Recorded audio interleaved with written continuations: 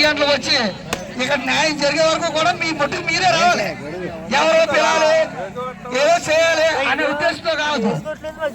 ప్రతి ఒక్కరి మీద కేసులు పెడుతూ మీరు ఇక్కడికి రాకూడదు, మీరు ఇక్కడే ఉండాలి, ఈ కంట్రోల్లోనే తినాలి, ఈ సెట్ వేసుకోవాలి అనే పరిస్థితిలో పోలీసులు ఏర్పాటు చేస్తున్నారు. ఇక్కడ నా మీద రౌడీ షీట్ ఓపెన్ చేశారు. నువ్వు రౌడీ అంటే ప్రజల్లోనే నేను తిరగకూడదు, నువ్వు రౌడీ అందరినీ కొట్టుకుంటా తిరుగుతావు కాబట్టి నువ్వు ప్రజల్లో తిరగకూడదు అని బందీ చేసి ప్రతిరోజు భయపెట్టే పరిస్థితి నాకు ఏర్పాటు చేశారు. జనాల్లో రాకూడదని.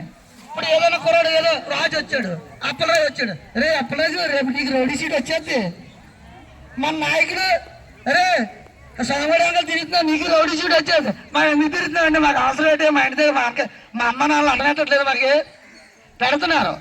ఎంతో కొంత చదువుకున్నాం, ఏదో ఒకటి మనం అడిగితే మనం చేస్తే చిన్నది మంచి పని జరుగుతుందని. పెద్ద మంచి పని జరగకుండా పర్లేదు, చిన్నది మా వల్ల ఎవరెవరికి ఒక పూట అన్నం పెట్టే స్థితి కోసం వస్తున్నాం తప్ప ఎవరినో మోసం చేయాలని ఎవరినో ఉద్దేశంతో కాదు. మాకు భూములు ఉన్నాయి, మాకు ఆస్తులు ఉన్నాయి, ఎవరి డబ్బు మాకు అవసరం లేదు. కానీ ఇక్కడ ఏం చేస్తున్నారు, స్వామిగారు వస్తున్నాడు రా దొంగడు ఈ చెప్పి ఎవరన్నా కొడుకులు ఎవరు తెలుసా, మనోలే. ఈ కేసు పెడతానని చెప్పారు కదా 34 పేర్లు. నాకు ఈ ఎంపీడీసీ వాళ్ళ నాన్న పేరు తెలీదు, కన్నాలంట. ఒరిజినల్ పేరు ఏదో తెలియదు నాకు, కన్నాలని మాత్రమే తెలుసు, ఒరిజినల్ పేరు నాకే తెలీదు. ఈ 34 పేర్లు చెప్పి ఎవరెవరో దృష్టిలో పెట్టుకోండి.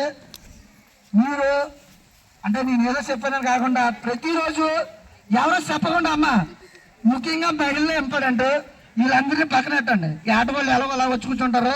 ప్రతి ఆడబిడ్డ మాత్రం అన్నం వండుకోండి, రండి కూర్చోండి. ఏం జరిగితే అది జరుగుతుంది. ఈసారి ప్రాణాలు అనిపోతే వాళ్ళు అనిపోతారు, ఏదో తెలుసుకుంటా వాడు గుర్తుపెట్టుకోండి. ఈ రోజు మాట్లాడలేదు, ఆ పక్కన ఉన్నారు, అందరూ మాట్లాడే రోజు వస్తుంది, అందరూ